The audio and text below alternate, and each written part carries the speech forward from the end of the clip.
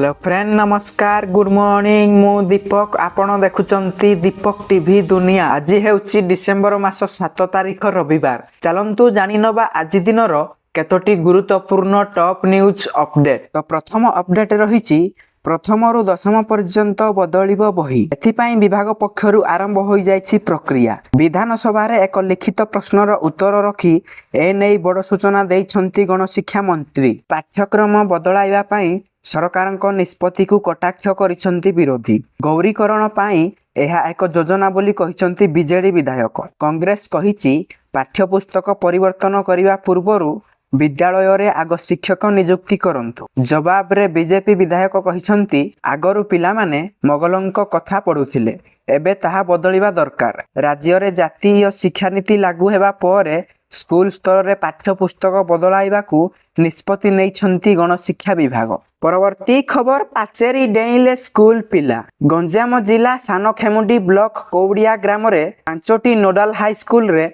निम्नमानर मध्याह्न भोजन को नहीं शुक्रवार छात्र छात्री माने वर्जन करिसंती। दीर्घ दिन हेला छात्र छात्री को मध्याह्न भोजन ना रे निम्नमानर खाद्य दिया जाउथिबा अभियोग होईछि। हाई स्कूल मुख्य फाटक ताला पड़िथिबारु बहु संख्यक छात्र पाचेरी डेई सरपंच जयंती खुंटिया को बासभवन रे पहुंची अभियोग करिथिले। सरपंच प्रतिनिधि रोहित खुंटिया एवं बहु संख्यक अभिभावक हाई स्कूल रे पहुंची भारप्राप्त प्रधान शिक्षक रवि बेहेरांक सह आलोचना करिथिले मध्य मध्याह्न भोजन दायित्व मां श्यामलाई महिला स्वयं सहायता गोष्ठी नेइथिबारु ए नेई से कौनसी पदक्षेप नहीं पारिबे नाही बोली निजर असहायता प्रकाश करिथिले। परवर्ती खबर एही दिनठू मैट्रिक परीक्षा आरंभ। फेब्रुआरी 19 रु मैट्रिक परीक्षा आरंभ। ए नेई माध्यमिक शिक्षा परिषद पक्षरु परीक्षा तारीख घोषणा करा जायछि। सकाळ 9टा रु 11:30 जाए परीक्षा चलिबो।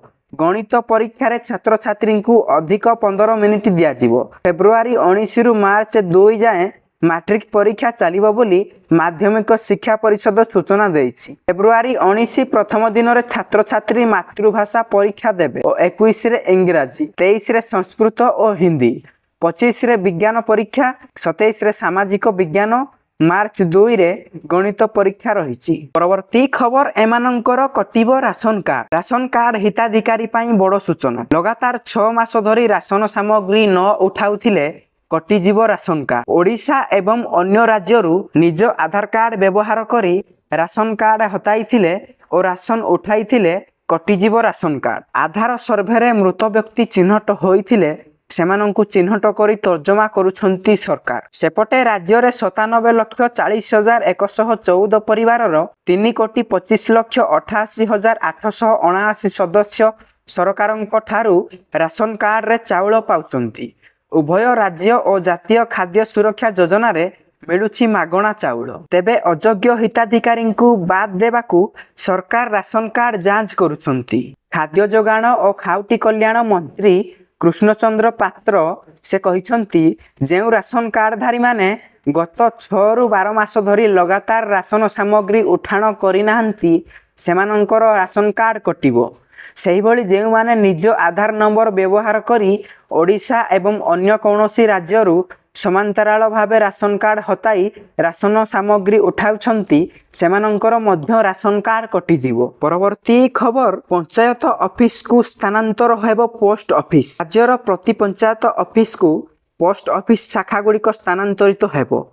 ए नै पूर्वरु राज्य सरकारक पंचायती राज और पानीय जल विभाग पक्षरु गत जून 6 तारिख रे चिट्ठी करा जायथिला। राज्य रे 573 शाखा पोस्ट ऑफिस मध्यरु मात्र 71 पंचायत ऑफिस को स्थानांतर होईछि। आसंता 20 सुधा ब्रांच पोस्ट ऑफिस स्थानांतर करिवा लागि जिलापालंकु कुहा जायछि।